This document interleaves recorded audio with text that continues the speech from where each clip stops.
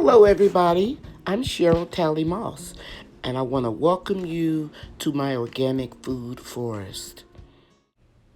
In this episode, I'm going to share with you an update on my fall and winter garden seedlings. It's very tricky to grow seeds in 103-degree weather. Okay, so I'm trying to grow beets again this year.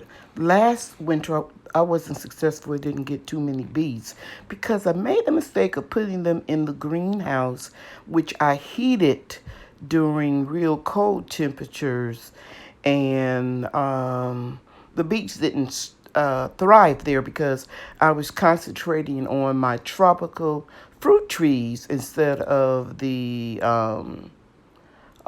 vegetables in the garden bed. So this year I'm going to do the right thing, and I'm going to grow them outside in a raised garden bed that I would leave completely uncovered even through freezing temperatures. Okay, so my seedlings are in this raised bed. It has a 90% shade cloth on it as well as this one. When it gets a little cooler, I will remove the 90% shade cloth and put on a 50% shade cloth. Just on the top, sun can come in through the sides of the garden beds.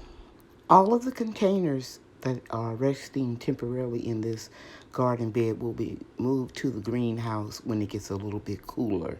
And then I will turn over the soil, add more amendments, and put the transplants where the boxes are now sitting. Here's another area that's showing the shade cloth, and the okra plants are shading the young seedlings. I'm starting seeds almost every day. Today I started lettuce, more spinach, more carrots, and red Swiss chard. I'm out here in the dark, putting my seedlings on my patio because it's going to be raining for the next couple of days. You never know, though. Anyway, I wanted to protect them, and wow, they're really doing well. I'm going to pot up these two peppers with a second set of true leaves on them, and the tomatoes are doing really good. I have them in the greenhouse, but there's a shade cloth on the greenhouse, so I don't want them to get flooded. So I'm putting them up over this covered patio, and I'm right here at my outside door, and I can just come out here and check on them between the rain. Another thing I'm doing is I'm removing the shade cloths because we went from 103 degrees to around 88, 87 today. So these don't need to be shaded. They need to get pretty good, delicious rainwater. Yeah, and I'm gonna take that shade color off over that bed, and this one I started taking it off over here, the strawberries. Thankful for the rain because we truly needed it. It hasn't rained in my city in over I think about 3 weeks. So yeah, all of these plants and trees and grapevines and bushes will now flourish. It was raining. I brought some of the tomato plants in the house and I divided them, and yeah, they're still looking pretty good.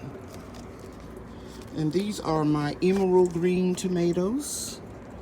Here are a few purple ones that Baker Creek gave me the seeds for free. And then I have my white giant tomatoes, and I think that might be the potato leaf type of tomato. We'll see. And I also separated some peppers inside the house. Let me go shoot those. I'm going to experiment with my peppers this year. I'm going to try to grow them in the greenhouse during the winter. I don't care if they don't flower. I just want to get a jump start on the spring garden. You never know unless you try. I'm just going to see if I can keep them alive. This concludes my short video. Thank you for watching, everybody. Bye now.